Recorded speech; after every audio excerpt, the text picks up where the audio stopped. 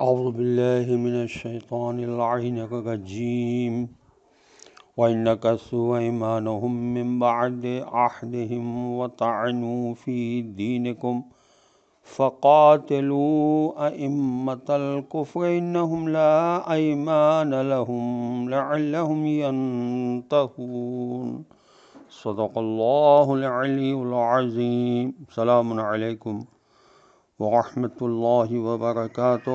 اللہ تبارک و تعالیٰ کا شکر ہے کہ سورہ مبارکہ توبہ کی آیت نمبر 12 کی تلاوت کا شرف میں نے حاصل کیا، جس کا ترجمہ یہ ہے کہ لیکن اگر وہ اپنی قسموں کو اپنے عہد و پیمان کر لینے کے بعد بھی توڑ ڈالیں اور تمہارے دین پر حملے کرنے اور طعنے کسنے شروع کر دیں تو پھر تم اس کے انکار کرنے والے کفر کے ان سرداروں سے جنگ کرو، کیونکہ ان کی قسموں کا کوئی اعتبار نہیں، شاید کہ وہ باز آ جائیں۔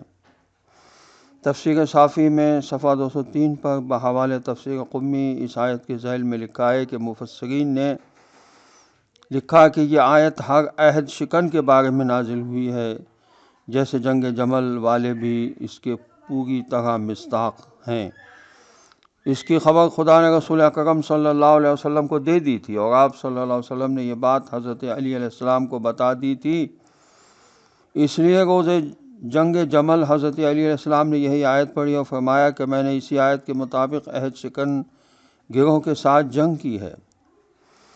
تفسیر عیاشی میں لکھا ہے کہ حضرت امام جعفر صادق علیہ السلام سے روایت ہے کہ جناب رسول خدا صلی اللہ علیہ وسلم نے فرمایا جو شخص تمہارے دین کے معاملے میں تم پر طعن کرے وہ یقیناً کافر ہے۔ پھر اسی آیت کی آپ صلی اللہ علیہ وسلم نے تلاوت فرمائی۔ اب مشرکوں سے معاہدہ باقی رکھنے کا کوئی امکان اس لیے باقی نہ رہا تھا کہ پچھلے سارے معاہدے وہ توڑ چکے تھے، اسی لیے ان کو براعت کا اعلان سنا دیا گیا تھا۔ اب انہیں صرف اسی صورت میں چھوڑا جا سکتا تھا کہ وہ کفر و شرک چھوڑ کر توبہ کریں اور نماز و زکوٰۃ کی پابندی قبول کریں۔ اس لیے یہ آیت باغی شر پسند مرتدین سے جنگ کے بارے میں بالکل صحیح ہے۔ تفہیم القرآن میں اس آیت کے ذیل میں لکھا ہے، تاریخ کی یہ عجیب حقیقت ہے کہ مشرکوں سے اعلان بیزاری کے بعد بجائے اس کے کہ عرب میں جنگ کی آگ بھڑک اٹھتی، عرب کے ہر علاقے سے وفود مدینہ آنے شروع ہو گئے اور اسلامی تعلیمات جاننے اور سمجھنے کی کوشش کرنے لگے، اور اس طرح سارا عرب دائرہ اسلام میں آ گیا۔ جس وقت یہ اعلان برات کیا جا رہا تھا اس وقت کوئی شخص یہ اندازہ بھی نہیں لگا سکتا تھا کہ اس کا نتیجہ یہ برآمد ہوگا۔ معرفت کے اعصار کے بارے میں حضرت علی علیہ السلام کا قول ہے، غرر الحکم کی حدیث ہے جس کا نمبر ہے 6265۔ مولا علیہ السلام فرماتے ہیں کہ تعجب ہے اس شخص پر جو خدا کی معرفت حاصل کرنے کے بعد بھی آخرت کی تلاش میں نہ رہے۔ قضاء و قدر پر انسان کو ہمیشہ راضی رہنا چاہیے۔ امام جعفر صادق علیہ السلام کی حدیث ہے، تنبیہ الخواطر کی جلد 2 صفحہ 184 پر امام علیہ السلام نے فرمایا کہ لوگوں میں خدا کے نزدیک سب سے عاقل اور دانا شخص وہ ہے جو قضاء و قدر الہی پر راضی رہے۔